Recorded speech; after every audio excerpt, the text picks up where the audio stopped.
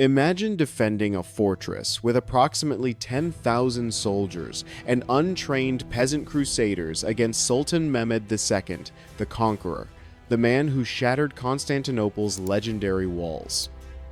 3 years earlier, leading 80,000 Ottoman troops and the same massive artillery that had pulverized the greatest city in the east.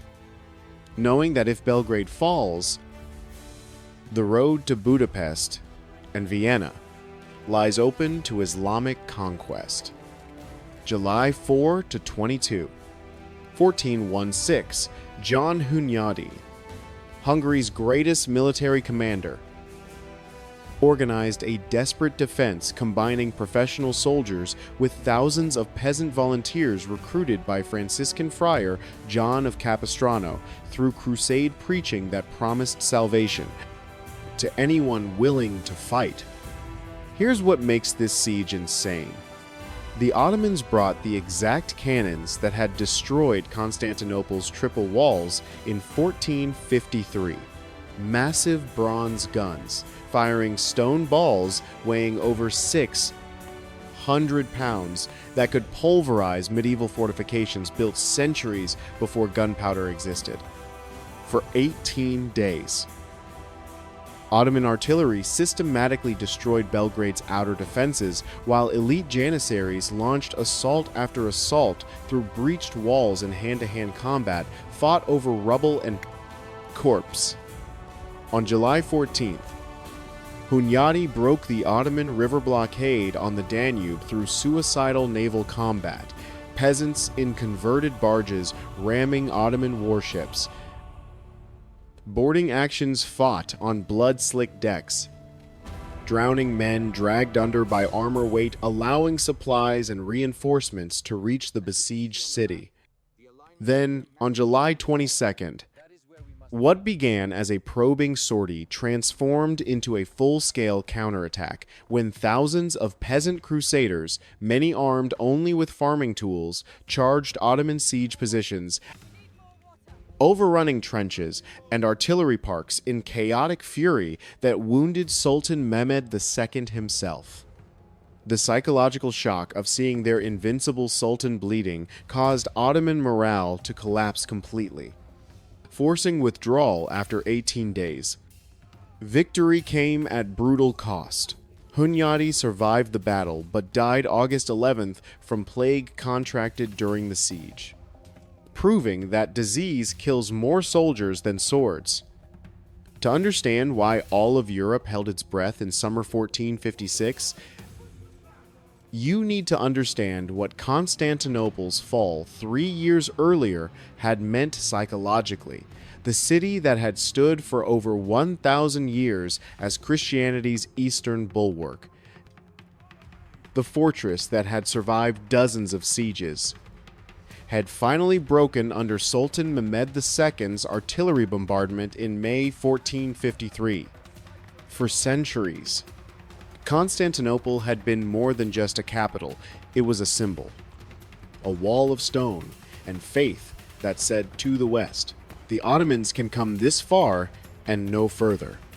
When its legendary triple walls finally shattered under the conqueror's cannons, a question began to haunt every European capital, from Rome to London.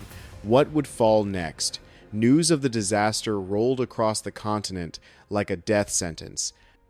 In Italian ports, merchants whispered that trade routes might change forever.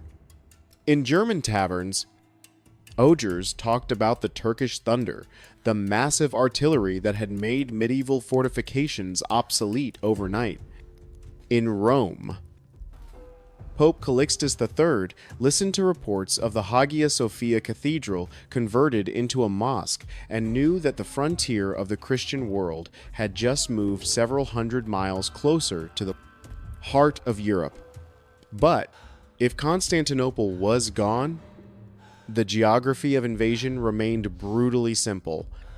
Between the Ottoman Empire and the rich plains of Central Europe stood one obvious target, a fortress city at the meeting point of the Danube and Sava rivers called Belgrade.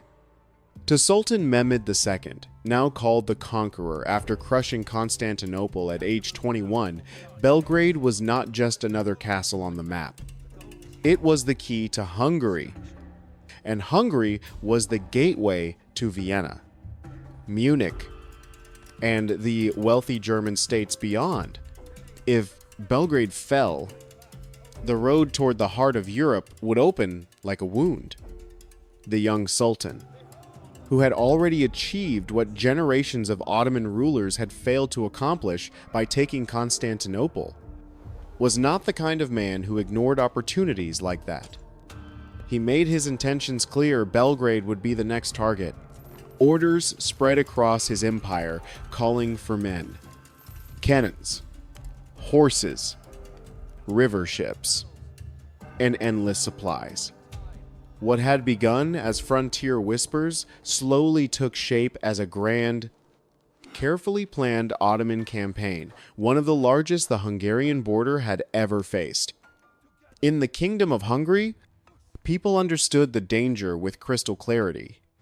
Hungary was ruled by a boy king, Ladislaus V, the Posthumous, whose weakness meant real power lay with one man whose name still carried weight from decades of warfare against Ottoman expansion, John Hunyadi. He was a veteran of countless campaigns, a commander who knew what it felt like to see Turkish banners moving like dark waves over the horizon. Hunyadi had studied Ottoman patterns for decades.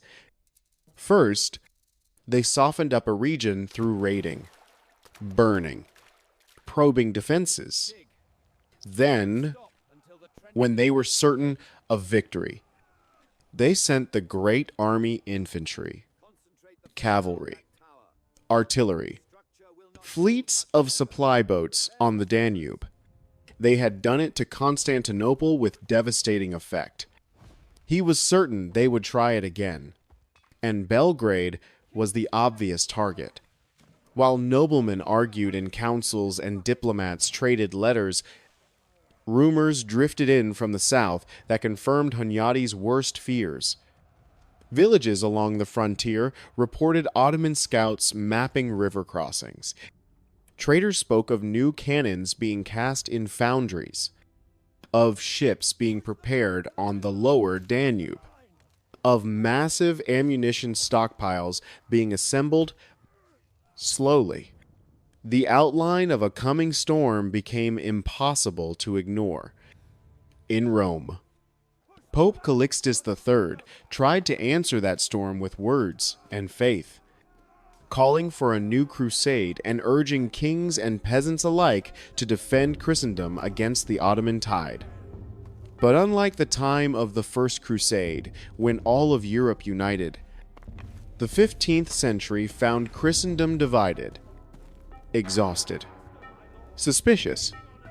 Many rulers were more interested in fighting their own neighbors than in confronting a distant threat from the east.